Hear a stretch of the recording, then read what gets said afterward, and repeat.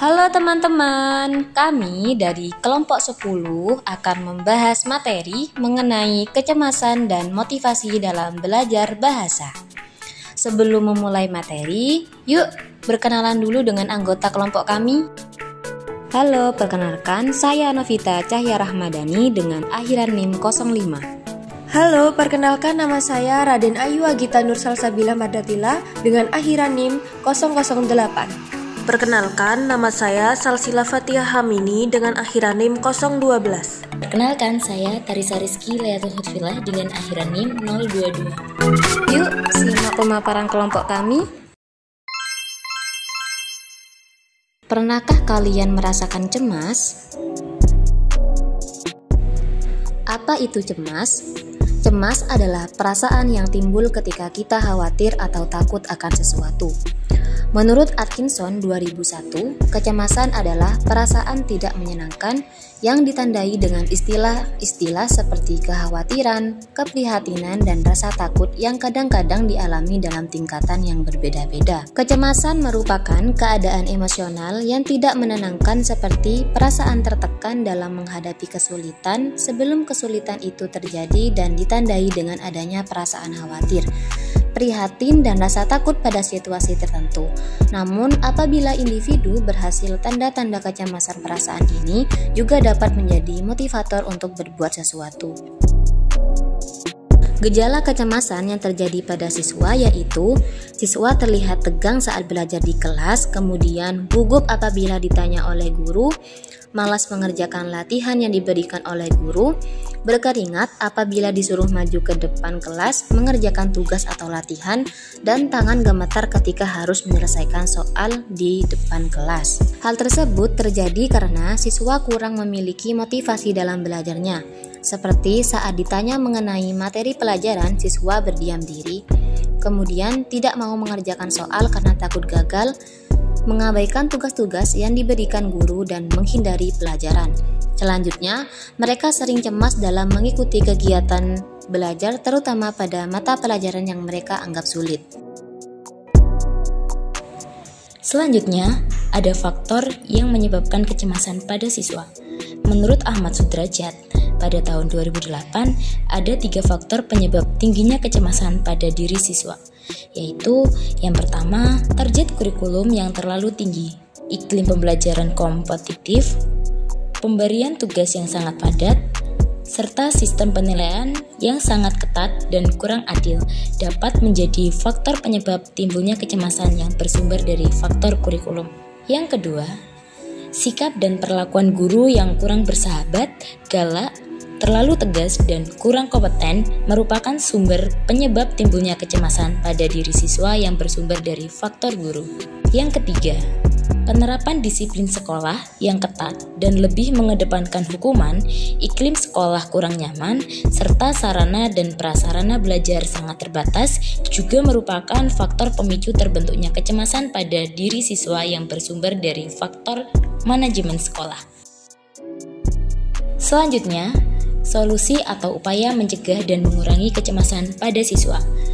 Upaya-upaya menurut Ahmad Sudrajat pada tahun 2008 diantaranya dapat dilakukan melalui yang pertama, menciptakan suasana pembelajaran yang menyenangkan. Yang kedua, selama kegiatan pembelajaran berlangsung, guru seyogyanya dapat mengembangkan sense of humor dirinya maupun para siswanya. Yang ketiga, sewaktu-waktu ajaklah siswa untuk melakukan kegiatan pembelajaran di luar kelas, sehingga dalam proses pembelajaran tidak selamanya siswa harus terkurung di dalam kelas. Yang keempat, menggunakan pendekatan humanistik dalam pengelolaan kelas.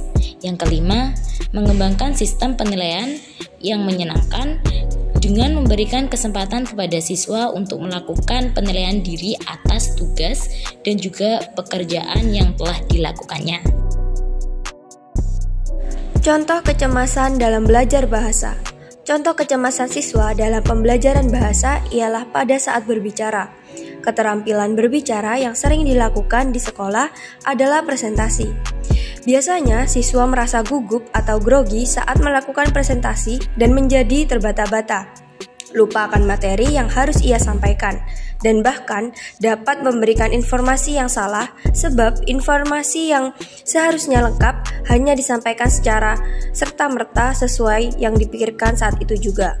Dalam kasus ini, biasanya bentuk tersebut merupakan bentuk yang paling sering diucapkan siswa ketika mengalami kesulitan dalam berbicara seperti anu, terus, dan semacamnya. Contoh kalimatnya seperti orang ketiga, iya 3. Bentuk yang muncul adalah bentuk kata Bentuk tersebut berbicara menunjukkan jika subjek masih ragu-ragu dalam berbicara, sehingga cenderung berpikir lama dan terkesan mengulur-ngulur waktu, yang berarti durasi berbicara menjadi sedikit dan tidak sesuai. Keraguan-raguan tersebut merupakan salah satu bentuk dari kecemasan berbicara, yang menjadi salah satu penyebab subjek mengalami hambatan dalam kelancaran berbicara. Pendapat Kirkland dalam Slameto tahun 2010 yang menyebutkan bahwa tingkat kecemasan yang sedang biasanya mendorong belajar, sedang tingkat kecemasan yang tinggi mengganggu belajar. Dan Eliot tahun 1996 yang menyebutkan bahwa pada dasarnya kecemasan dalam tingkat yang rendah dan sedang berpengaruh positif terhadap penampilan belajar siswa. Salah satunya dapat meningkatkan motivasi belajar, sedangkan kecemasan siswa pada taraf yang tinggi dapat mengganggu dan memperburuk perilaku belajar siswa. Selanjutnya, poin motivasi belajar. Apa sih motivasi belajar itu?